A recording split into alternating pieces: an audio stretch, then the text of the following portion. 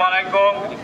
আজকে শ্রীপুর উপজেলা বৈষম্য ছাত্র আন্দোলনের আমার সন্তানেরা আর আজকে যে আন্দোলন আমার সন্তানরা শ্রীপুর উপজেলার সামনে দাঁড়িয়ে আছে, তাদের প্রতি আমার লাল গোলাপের শুভেচ্ছা।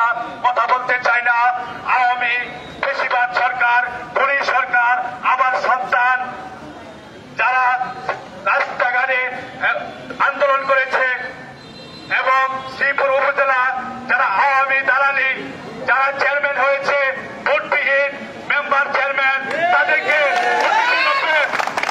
অব্যাহতি দিতে হবে।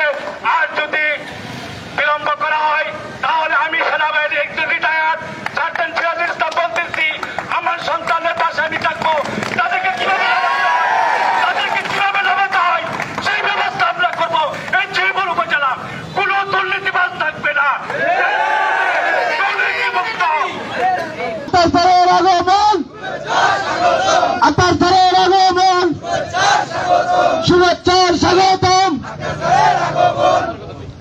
সকলকে আজকে এই সুন্দর পরিবেশে কথা বলার আয়োজন করার জন্য আমি শ্রীপুর উপজেলা বিএনপির পক্ষ থেকে প্রাণঢালা অভিনন্দন জানাচ্ছি। প্রিয় ভাইরা, আমি প্রথমে শ্রদ্ধার সাথে স্মরণ করছি এই ফ্যাসিস্ট হাসিনা, এই খুনি হাসিনাকে বিদায় করতে গিয়ে গণতন্ত্র পুনরুদ্ধারের জন্য ছাত্র জনতা যে সকল আন্দোলন করে যারা শহীদ হয়েছেন, প্রথমে তাদেরকে শ্রদ্ধার সহিত স্মরণ করছি।